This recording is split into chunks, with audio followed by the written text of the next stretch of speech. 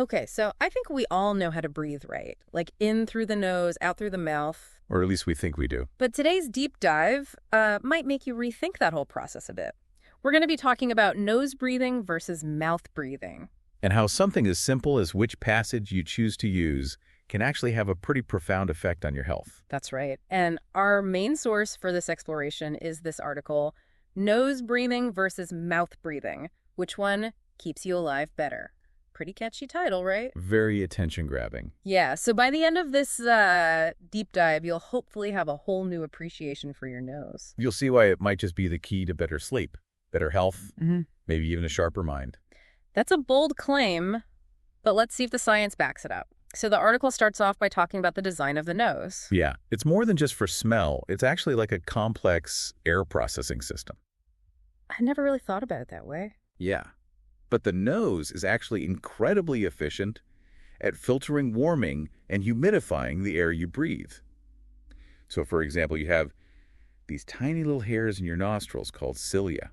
Oh, yeah, I've heard of those. Well, they act like a net, basically catching dust, bacteria, and other pollutants before they can reach your lungs. So kind of like a pre-lung air purifier. Exactly. And then as the air travels through your nasal passages, it picks up moisture and heat, preparing it perfectly for your lungs. Interesting. So it's already doing a lot of work before the air even gets to our lungs. Makes you think about what happens when we bypass all that and just breathe through our mouths. Right. It's like the difference between drinking purified water and water straight from a stream. Okay, that's a good analogy. You might quench your thirst either way. But one is definitely going to be healthier for you in the long run. For sure. So we've established that nose breathing gives us cleaner air, but what other advantages are there? Well, this is where things get really interesting. It turns out that nasal breathing increases your body's production of nitric oxide. Wait, isn't that laughing gas? Not quite. While they share a name, the nitric oxide we're talking about is a molecule that actually widens your blood vessels. And why is that important? Wider blood vessels mean improved blood flow, which means more oxygen can reach your organs and tissues. Studies have shown that this can actually enhance athletic performance. So nose breathing could actually give athletes a competitive edge. It very well could. And it's not just about physical performance. Research also suggests that increased nitric oxide from nasal breathing can boost brain function as well. So better focus, clearer thinking, things like that. Exactly. Now, on the flip side, let's talk about what happens when we rely on mouth breathing. Right. The article called it a silent saboteur. I'm curious to hear why. Oh, remember all those benefits we just talked about. Filtering, warming nitric oxide production. Mouth breathing basically bypasses all of that. So you're taking in dry, unfiltered air and missing out on that nitric oxide boost? Doesn't sound great. And it's not. And there are actually some other consequences to constantly breathing through your mouth, especially for children. Oh, really? Like what? It can actually affect the development of their facial structure, sometimes leading to what's called long face syndrome. Long face syndrome. I've never heard of that. What does that even mean? So essentially their palate, the roof of their mouth can become narrow and high. And this can cause a whole cascade of issues. Oh, wow. So it can affect a lot more than just breathing. Absolutely. Yeah. You can have crowded teeth, overbite, speech problems, even sleep apnea. Sleep apnea? Isn't that where your breathing stops and starts during sleep? That's right.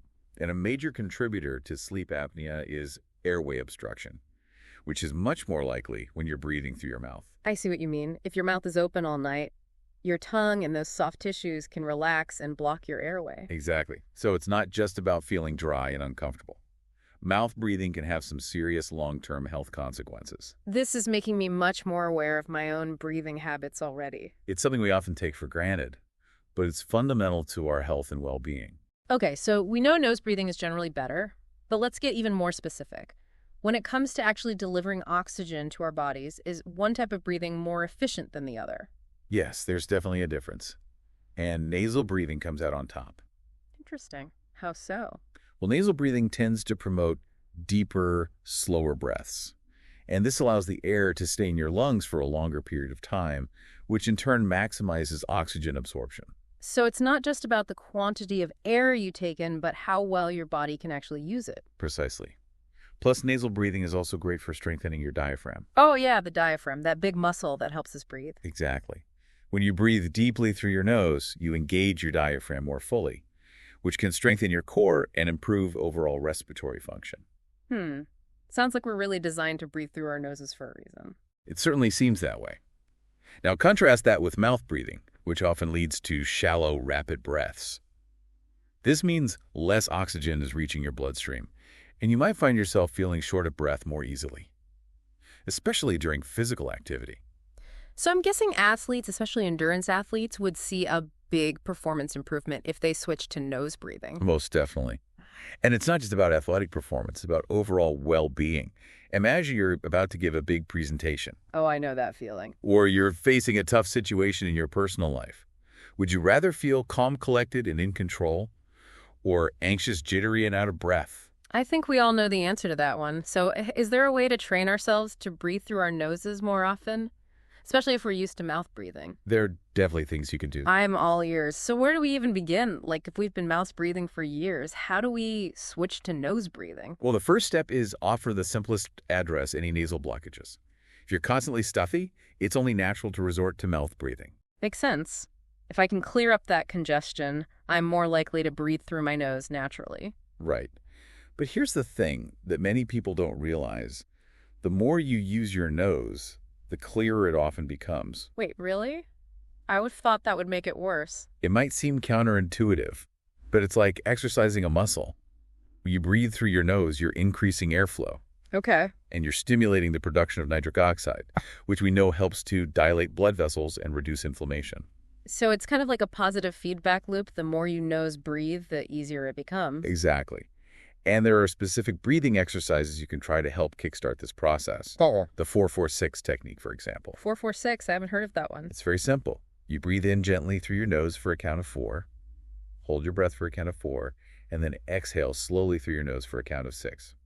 Okay, that sounds easy enough. What's the benefit of that particular rhythm? It encourages slower, more conscious nasal breathing, and that helps to regulate your carbon dioxide levels, which in turn promotes more efficient oxygen exchange. So it's not just about getting air in, it's about training your body to breathe in a more balanced and controlled way. Exactly. Of course, if you have chronic nasal congestion, maybe due to a deviated septum, where the wall that divides your nasal cavity is off-center, Right. then it's important to see an ENT. An ear, nose, and throat doctor. Yeah. But for many people, just starting to pay attention to their breath and consciously choosing nose breathing more often can be a game changer. I like that. Choosing nose breathing. So let's say we start incorporating more nose breathing into our lives. What kind of real-world changes can we expect? You'll probably notice improvements in your sleep. Is that because of the sleep apnea connection we talked about before? Exactly. Right. By keeping your airway open and your oxygen levels steady throughout the night, you're less likely to experience those disruptive breathing pauses. Mm-hmm. And it can even help reduce snoring. That's a win-win right there. I know the article mentioned a technique called mouth taping. Have you heard of that? Yeah, mouth taping is basically gently sealing your lips shut with a small piece of medical tape before you go to sleep. To encourage nasal breathing throughout the night. Right. It sounds a little strange, but I can see how it would force you to breathe through your nose. Is it safe, though? For most people, yes. Yeah. It's generally considered safe. But you want to make sure you can breathe comfortably through your nose before trying it. Good point. And as always, talk to your doctor if you have any concerns. Absolutely. So better sleep is one big benefit. What else can people look forward to when they switch to nose breathing? Well, I'm always looking for ways to boost my brain power. Well, you're in luck because another area where you'll likely see a positive shift is cognitive function. Oh, really? Remember, your brain needs a constant supply of oxygen to function at its best. It's like high-octane fuel for the brain. Exactly. And nasal breathing helps ensure that smoother delivery of that fuel. So you might find that you're able to focus more easily. Your thinking feels sharper. Okay. You might even have a boost in creativity. So if you're feeling mentally sluggish, try switching to nose breathing. It's worth a shot. Yeah. And it's not just about mental clarity. Nose breathing has a big impact on your stress response system as well. Oh, right. We touched on that earlier. How does that work again? Sure. When you breathe through your nose, you activate your parasympathetic nervous system. The rest and digest system. Exactly. And this helps to lower your cortisol levels. Cortisol being the stress hormone. Right. And that promotes a sense of calmness and relaxation. So nose breathing is like a built-in stress reliever. Pretty much. On the other hand, mouth breathing tends to activate your sympathetic nervous system. Which is the fight or flight response. Exactly. And that can make you feel more anxious and on edge. Wow, that's fascinating. So if I'm feeling stressed out, just taking a few deep breaths through my nose could really help to calm me down. It's one of the simplest yet most effective ways to regulate your nervous system. And over time, consistent nose breathing can actually help you build resilience to stress. Amazing. It Yeah. really makes you wonder why we aren't all instinctively nose breathers. Well, there's an interesting evolutionary perspective on that. It turns out our ancestors didn't seem to struggle with mouth breathing the way we do today. How come? Well, fossil evidence suggests that they had wider nasal cavities and more prominent jaws. Interesting. So nasal breathing was just the norm for them. Exactly. Like- And anthropologists believe that our modern diets have played a role in that shift. Our ancestors ate tough, fibrous foods that required a lot of chewing, Okay. and that helped develop strong jaw muscles and maintain wider airways. I could see that. But today we eat much softer processed foods. Right. Much less chewing involved. So our jaws haven't developed the same way. And that's led to narrower airways and a tendency for mouth breathing. It seems likely. Hmm. It's amazing how something as simple as our food choices can have such a lasting impact on our biology. It really is. Yeah. Makes you think about all the other seemingly small habits we have that might be influencing our health without us even realizing it. It's a great point. And it speaks to the importance of being more mindful of our bodies and how they function. Speaking of mindfulness, the article mentions a thought experiment to help us really grasp the difference between nose breathing and mouth breathing. Want to walk us through that? Sure. So imagine you're in a high-pressure situation. Like public speaking. Exactly. Or maybe you're having a difficult conversation. Your instinct might be to breathe rapidly through your mouth. Been there. But this time, consciously choose to take slow, deep breaths through your nose. Feel the air entering your nostrils, swirling through those passages and filling your lungs. Okay, I'm visualizing it. What happens next? Notice what happens to your body. Does your heart rate stabilize? Do your muscles relax a bit? Does your mind become clearer? I can almost feel a sense of calm washing over me, like I can handle anything. Exactly. Now imagine the opposite scenario. You give in to the stress and start breathing rapidly through your mouth. Okay, yeah, I can feel my chest tightening, my heart pounding, my thoughts racing. It's not a good feeling. And that simple visualization exercise really highlights the difference between these two breathing styles. It's amazing how just changing the way you breathe can shift your entire state of being. It really is. And it reinforces the idea that nose breathing equips you to handle stress more effectively. While mouth breathing can actually make it worse. Exactly. It's like choosing the right tool for the job. When you're facing a challenge, nose breathing is the tool that can help you stay grounded and perform at your best. It's like a secret weapon against stress. So now that we've explored all these incredible benefits of nose breathing, where do we go from here? I think the key takeaway is that breathing is so much more than just taking in air. It's a powerful tool for optimizing our health and well-being. Exactly. And by making a conscious effort to breathe through our noses, we can unlock a world of benefits that impact every aspect of our lives. I'm definitely feeling more aware of my own breath just from this conversation. That's great. And remember, you don't have to make drastic changes overnight. Even incorporating a few minutes of conscious nose breathing into your day can make a difference. So what's the final thought you want to leave our listener with today? Pay attention to your breath. Close your mouth. Let your nose take over. And experience the difference for yourself. You might be surprised by what you discover.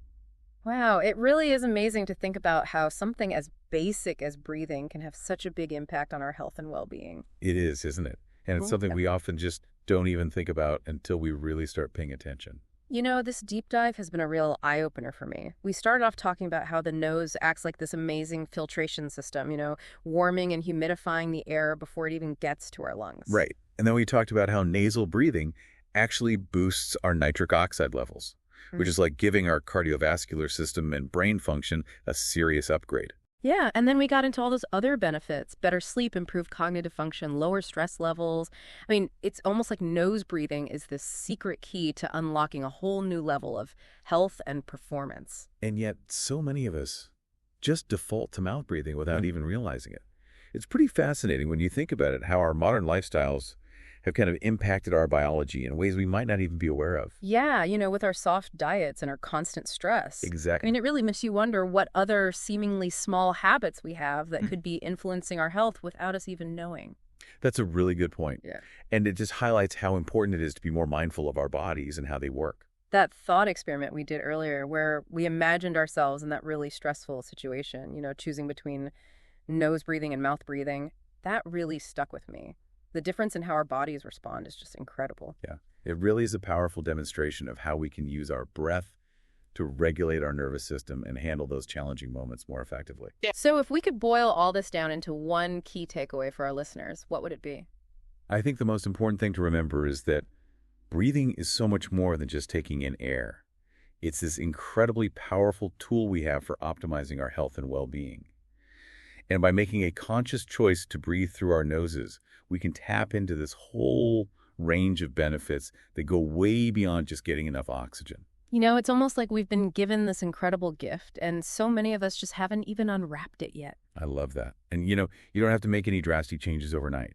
Even just incorporating a few minutes of conscious nose breathing into your day can make a difference. Absolutely. So as we wrap up this deep dive, what's the final thought you want to leave our listeners with today? Just this, pay attention to your breath. Close your mouth, let your nose do its job, and experience the power of your breath. I think you'll be amazed by what you discover.